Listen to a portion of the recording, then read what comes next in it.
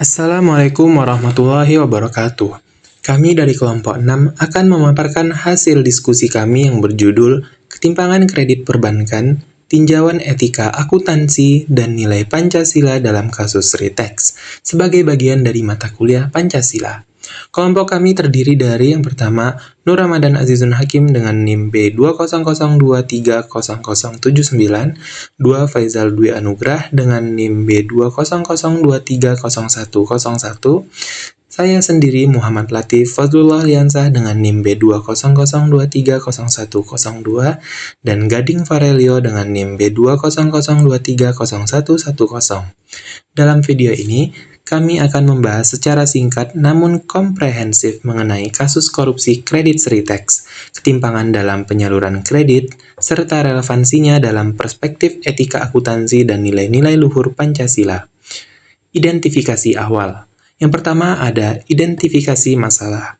Dalam video ini, kita akan membahas salah satu kasus yang cukup menggemparkan di dunia keuangan, korupsi dalam pemberian kredit kepada PT Sri Rejeki Isman Tbk atau Sritex. Bank DKI dan Bank BJB diketahui telah menyalurkan kredit hampir sebesar 700 miliar rupiah tanpa analisis risiko yang memadai, bahkan ketika kondisi keuangan Sritex sedang buruk dan tanpa agunan yang layak.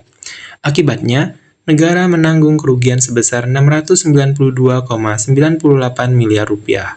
Sementara itu, pelaku UMKM yang justru sangat membutuhkan pembiayaan, malah kesulitan mendapatkan akses kredit karena tidak punya agunan. Ketimpangan ini mencerminkan pelanggaran serius terhadap prinsip keadilan dan integritas. Lalu adalah topik yang dipilih. Topik yang kami angkat dalam kajian ini adalah ketimpangan penyaluran kredit bank dan kasus korupsi kredit Sritex dalam perspektif etika akuntansi dan nilai Pancasila. Topik ini penting untuk membuka mata kita terhadap bagaimana etika dan nilai-nilai dasar bangsa seharusnya menjadi fondasi dalam setiap aktivitas ekonomi dan keuangan. Berikutnya adalah relevansi topik dengan bidang studi. Bagi mahasiswa akuntansi, topik ini sangat relevan. Kasus ini berkaitan dengan praktik audit, manajemen risiko, serta prinsip transparansi dan akuntabilitas. Ini menjadi pengingat bahwa akuntansi bukan sekedar hitung-hitungan, tapi juga menyangkut tanggung jawab moral dan etika. Penerapan prinsip kehati-hatian dan integritas dalam proses pemberian kredit harus menjadi perhatian utama setiap praktisi akuntansi. Berikutnya adalah relevansi topik dengan mata kuliah Pancasila. Dari sisi pendidikan Pancasila, kasus ini menunjukkan pelanggaran terhadap dua sila utama. Sila kedua, yaitu kemanusiaan yang adil dan beradab, dan sila kelima, keadilan sosial bagi seluruh rakyat Indonesia. Ketika perusahaan besar bisa dapat pinjaman triliunan tanpa jaminan, sementara perilaku UMKM ditolak karena kekurangan agunan. Jelas ini mencerminkan ketimpangan. Seharusnya sistem keuangan berpihak kepada seluruh rakyat, bukan hanya kelompok tertentu. Berikutnya adalah jenis produk.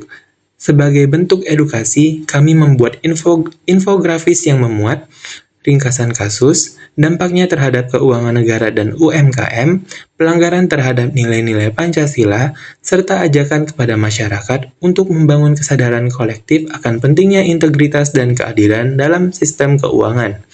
Melalui media ini, kami berharap semua pihak, baik mahasiswa, pelaku ekonomi, hingga masyarakat umum, semakin sadar bahwa etika dan nilai kebangsaan tidak bisa dipisahkan dari dunia bisnis.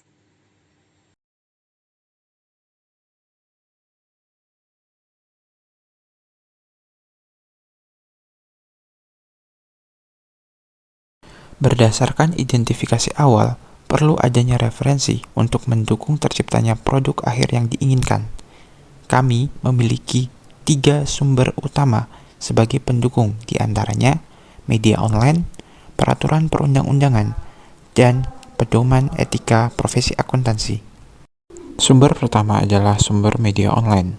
Menurut Narasi TV tahun 2025, dalam sebuah artikel berjudul Kasus Sritex dan Ironi Penyaluran Kredit Bank yang Diskriminatif, membahas bagaimana PT Sri Rejeki Isman Tbk atau Sritex menerima kredit besar dari bank meskipun dalam kondisi keuangan bermasalah. Artikel ini menyoroti diskriminasi perbankan yang memberi kemudahan akses kepada korporasi besar, sementara UMKM kesulitan mendapat pendanaan. Kasus ini mencerminkan lemahnya penerapan prinsip kehati-hatian dan integritas dalam proses kredit perbankan. Selanjutnya yang kedua adalah peraturan perundang-undangan. Undang-Undang Nomor 10 Tahun 1998 tentang perbankan. Undang-undang ini merupakan dasar hukum kegiatan perbankan di Indonesia, termasuk ketentuan tentang prinsip kehati-hatian dalam penyaluran kredit. Pasal 8 dan Pasal 29 menegaskan bahwa bank wajib memiliki keyakinan atas kemampuan debitur untuk melunasi hutangnya, serta menerapkan sistem pengendalian risiko secara menyeluruh. Pelanggaran terhadap prinsip ini dapat menyebabkan sanksi administrasi hingga pidana. Kemudian, ada sumber ketiga, yaitu Pedoman Etika Profesi Akuntansi. Kode Etik Ikatan Akuntan Indonesia (IAI). Pedoman ini mengatur prinsip dasar etika profesi akuntan seperti integritas, objektivitas, kompetensi profesional, kerahasiaan, dan perilaku profesional. Dalam konteks kasus Sritex, pelaporan keuangan yang manipulatif dan kurang transparan melanggar prinsip integritas dan tanggung jawab akuntan yang dituntut untuk menyajikan laporan secara jujur. Etika profesi ini menjadi fondasi penting dalam menjaga kepercayaan publik terhadap informasi keuangan suatu entitas. Langkah-langkah dalam pembuatan infografis. Selanjutnya ada penentuan topik, melakukan observasi dan memilih topik proyek yang relevan dengan etika profesi akuntansi serta nilai-nilai Pancasila. Topik yang dipilih adalah kasus diskriminasi perbankan dan penerapan etika akuntansi di perusahaan Sritex. Selanjutnya ada pengumpulan informasi. Undang-Undang Nomor 10 Tahun 1998 tentang perbankan. Undang-undang ini merupakan dasar hukum kegiatan perbankan di Indonesia, termasuk ketentuan tentang prinsip kehati-hatian dalam penyaluran kredit. Pasal 8 dan Pasal 29 menegaskan bahwa bank wajib memiliki keyakinan atas kemampuan debitur untuk melunasi utangnya serta menerapkan sistem pengendalian risiko secara menyeluruh. Pelanggaran terhadap prinsip ini dapat menyebabkan sanksi administratif hingga pidana. Selanjutnya ada analisis masalah. Menganalisis permasalahan dari perspektif etika akuntansi dan nilai Pancasila seperti keadilan sosial, tanggung jawab sosial, serta transparansi dan integritas dalam laporan keuangan. Selanjutnya, ada penentuan bentuk produk. Menentukan produk akhir berupa infografis edukatif. Infografis akan menampilkan data, ringkasan masalah, analisis etika, serta kaitannya dengan Pancasila secara visual dan informatif. Selanjutnya ada desain infografis. Membuat desain infografis menggunakan aplikasi desain grafis, misalnya Canva, Figma, atau PowerPoint. Menyusun layout, ikon, warna, serta elemen visual yang mendukung pemahaman konten secara cepat dan menarik. Review dan revisi infografis. Melakukan pengecekan konten dan visualisasi infografis, memastikan akurasi data, konsistensi desain, keterbacaan teks, serta kesesuaian dengan tujuan pembelajaran dan nilai etika. Publikasi infografis. Mempublikasikan infografis melalui media digital serta Instagram atau Google Drive. Menyediakan link untuk diakses sebagai bagian dari presentasi. Halo semua, kami dari kelompok 6 ingin memaparkan kasus korupsi yang menjerat PT Sritex, serta bagaimana kasus ini mencerminkan pelanggaran terhadap nilai-nilai Pancasila. Timeline kejadian.